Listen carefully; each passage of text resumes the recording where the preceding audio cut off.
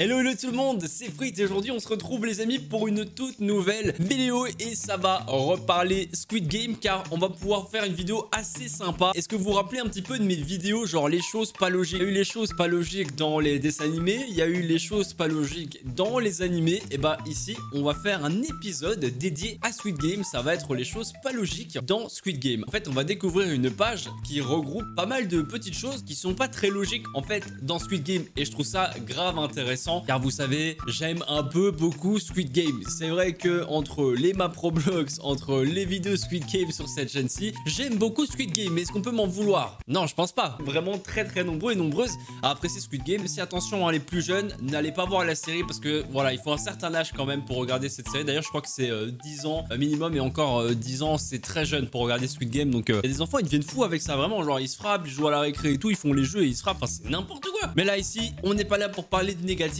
On est là juste pour kiffer et passer un bon moment ensemble. Donc pas de négatif, que des ondes positives. On va directement balancer l'intro pour commencer cette vidéo. Je suis trop content, j'ai le smile, donc c'est parti.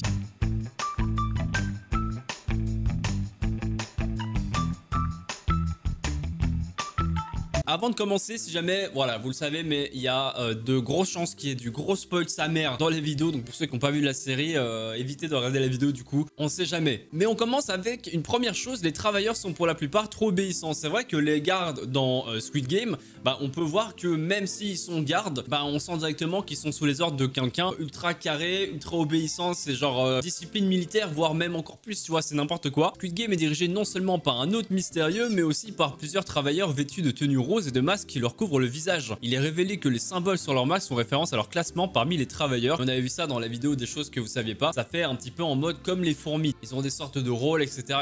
Cela dit, il y a beaucoup de trous dans l'intrigue et de questions sur qui sont ces travailleurs. Et cela signifie qu'il y aurait eu littéralement des centaines de personnes parfaitement d'accord pour soumettre les joueurs à un jeu sadique. Il n'est également jamais révélé s'ils sont indemnisés à part vivre dans une pièce semblable à une prison. Au contraire, ils vivent dans des circonstances tout aussi sombres, se débarrasser des corps, préparer des jeux diaboliques et torturer les joueurs avec un manque de nourriture. Certaines théories suggèrent que ce sont aussi des joueurs, mais comment se fait-il qu'ils ne semblent jamais exprimer leur frustration envers la nature du jeu comme le font les joueurs réguliers? Au moins un ou deux feraient sauter un fusible face à la violence. En gros, genre pèterait un petit peu les plombs. C'est vrai que les gardes, t'as l'impression que eux aussi ils ont un rôle à jouer, mais genre pas un bon rôle. En mode ils ont pas droit de désobéir ou quoi, sinon ils se font eux-mêmes exécuter. D'ailleurs, il y a la fameuse règle de si un garde montre son visage, il se fait directement éliminer. Donc ouais, je suis aussi d'avis de dire qu'il y a de grosses chances aussi que Satan et les gardes participent eux-mêmes à une sorte de jeu avec d'énormes risques derrière pour eux, pour leur vie, etc. Le candidat 001 aurait vraiment pu mourir. Là, c'est un énorme spoil, les amis. Vraiment, si vous n'avez pas fini la série, il faut vraiment que vous skippiez ce passage-là parce que ça va vous spoiler la fin. Je préfère vous le dire vraiment parce que voilà, on sait jamais. À la fin de l'émission, il est révélé que l'un des candidats, le numéro 001, le vieil homme, était en fait un VIP ou le méchant principal.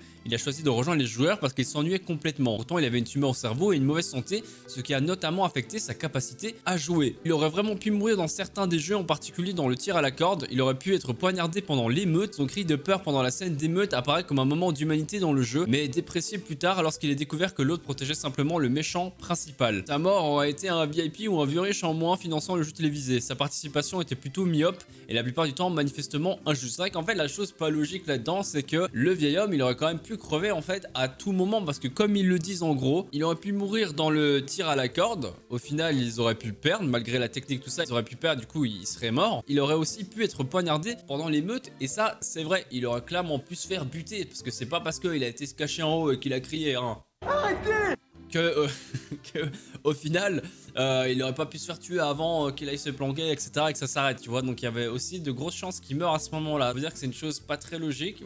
À vous de voir. Le concurrent 456 avait un avantage injuste. Comment ça? En parlant d'injustice, le numéro 456 où le protagoniste de la série semblait se débrouiller par chance la plupart du temps. C'est souvent le danger dans ces types d'émissions et de films où la plupart des personnages sont voués à la mort, mais les fans peuvent s'attendre à ce que le protagoniste s'en sorte d'une manière ou d'une autre. C'est jusqu'au 4e match où le numéro 001 a joué avec lui pendant le match de marbre. Ça c'est le jeu de billes. Le vieil homme a en quelque sorte feint la démence et a laissé le numéro 456 se frayer un chemin vers la victoire. Au cours d'un dernier instant du jeu, le vieil homme a également cédé sa dernière bille au numéro 456, le laissant pratiquement gagner. Il est clair que le numéro 456 est son préféré puisqu'il était gentil avec lui et qu'il voulait lui rendre l'appareil, mais cela va à l'encontre des principes établis du jeu télévisé. Ça c'est vrai que c'est pas très logique et c'est vrai que avec du recul, bah normalement quand tu sais la fin et quand tu sais qui est vraiment du coup Oinam, bah ça n'a pas trop logique parce que lui son but c'est vraiment de mener à bien le jeu, même s'il y participe. Du coup, bah, il a clairement laissé gagner le numéro 456, alors que de base, si on suit vraiment les règles du jeu, et jusqu'à ce moment-là, les règles du jeu ont bien été respectées, bah, normalement, le numéro 456 aurait dû mourir au jeu des billes. Donc, pourquoi est-ce que Oenam a voulu le laisser en vie? Donc, est-ce que finalement, Oenam a quand même une part d'humanité? Bah, il faut croire que oui, sinon, il aurait laissé le jeu se dérouler normalement. Donc,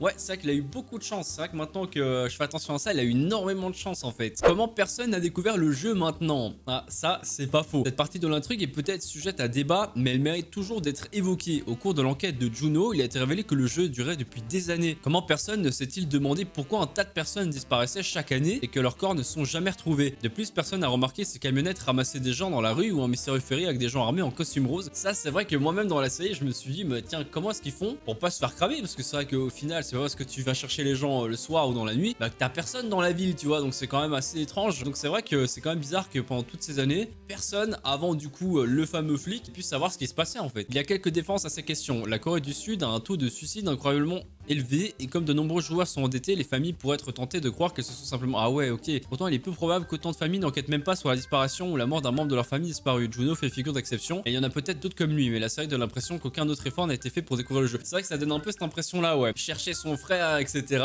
et t'as l'impression bah il y a que lui et c'est vrai que pendant toutes ces années genre il y a personne d'autre qui a essayé de je sais pas de comprendre pourquoi un membre de la famille est disparu. Je sais pas, ouais c'est bizarre, c'est vrai que c'est pas logique ça. Le jeu a tué injustement ses propres concurrents. Sur la liste des autres choses injustes commises par le jeu télévisé, assassiner l'un de ses concurrents après avoir remporté un match est un crime énorme basé sur leurs règles et principes. Ce serait le numéro 067, l'évadé de Corée du Nord. Elle était l'une des 3 gagnantes du 5e match. Sauf que cet honneur ne semblait pas avoir d'importance pour les animateurs du jeu puisque c'est grâce à l'explosion du verre du 4e jeu qu'elle a saigné à mort. Les animateurs ne la guérissant pas non plus n'avaient pas de sens puisqu'ils ont également essayé de s'assurer que les concurrents sont bien nourris et en bonne santé pour le match final. Ouais c'est vrai que c'est pas logique. Bon j'espère vraiment sincèrement hein, que tous ceux qui regardent la vidéo vous avez vraiment vu tous la série, j'espère parce que ça me ferait chier de vous spoiler la mort. Bon, c'est pour ça que je l'ai dit en début de vidéo. Mais c'est vrai qu'au final elle se fait blesser pendant le jeu des verres. Voilà, elle se ramasse un éclat de verre en fait quand ça explose et du coup elle est gravement blessée. Après il y a le fameux repas, donc ouais comme il est dit ici, ils essayent en gros voilà qu'ils mangent bien pour qu'ils soient bien pour la dernière épreuve et à la fin bah vous savez ce qui se passe. Donc ça veut dire que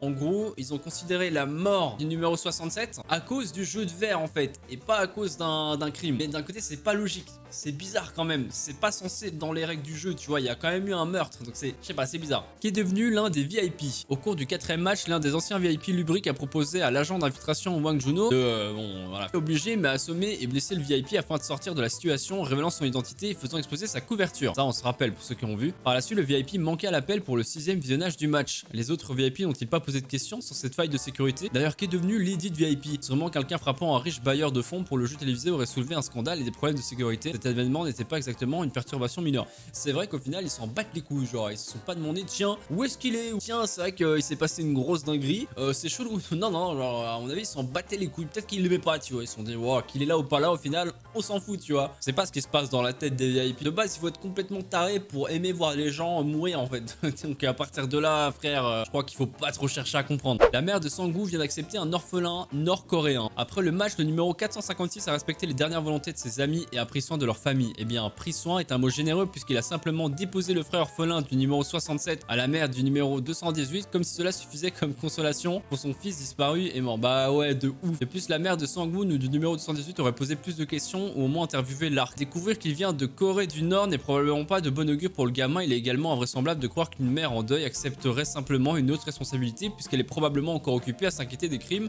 et du sort de son fils. C'est vrai que c'est un peu facile quand même en mode bon tiens voilà occupe-toi de ce gamin, ça va remplacer ton fils.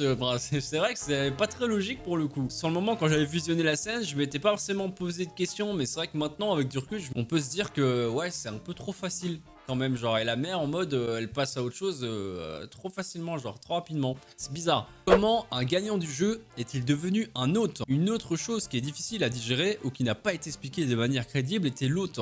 L'émission a révélé qu'il était le frère de l'officier Wang Junho. C'est parce que l'autre est également un ancien concurrent du jeu télévisé. Ça c'est vrai quand il regarde dans les archives et tout, on comprend du coup que son frère a participé du coup à un Squid Game et est devenu par la suite un hôte. C'est en soi un problème de sécurité. En fait il a même quelque peu hésité à tirer sur son propre frère et ne l'a probablement pas tué par émotion et probablement pour qu'il y ait beaucoup plus de matériel pour une deuxième saison. Dans tous les cas ce genre de commodité d'intrigue est un peu difficile à avaler, d'autant plus que les animateurs du jeu surveillent toujours les gagnants après leur victoire. Oui, ça c'est vrai, ça c'est ce qu'on apprend à la fin. Ils sont toujours surveillés, même quand ils ont gagné et tout, genre on les laisse pas vraiment tranquilles, enfin ils sont toujours surveillés. Pourquoi honnêtement, je sais pas, mais c'est vrai que du coup on se pose vraiment la question de pourquoi est-ce que il est devenu un hôte alors qu'il a gagné le jeu, tu vois. C'est bizarre, il doit y avoir des bails sombres, mais c'est pour ça qu'il faut qu'il y ait une saison 2 pour qu'on puisse peut-être avoir des réponses à ce genre de questions, tu vois. Et la dernière chose, la sécurité du jeu est trop laxiste. Il y a aussi le sujet de la sécurité du site du jeu télévisé. Pour une opération gigantesque et très financée, la sécurité était plutôt clémente ou maladroite. Ils anticipaient le retour des joueurs, ce qui signifie qu'ils auraient pu prendre plus de mesures pour s'assurer qu'ils n'apportaient pas d'outils ou d'armes, c'est vrai. Un détecteur de métaux aurait dû être la procédure standard là-bas car les couteaux et les armes à feu sont facilement passés en contrebande. De plus, l'opération clandestine de vente d'organes aurait dû faire tourner plus de têtes que ce que le film impliquait. Enfin, le fait que Juno puisse simplement se faufiler et suivre l'un des fourgons sans se faire remarquer en pleine nuit semble extrêmement improbable,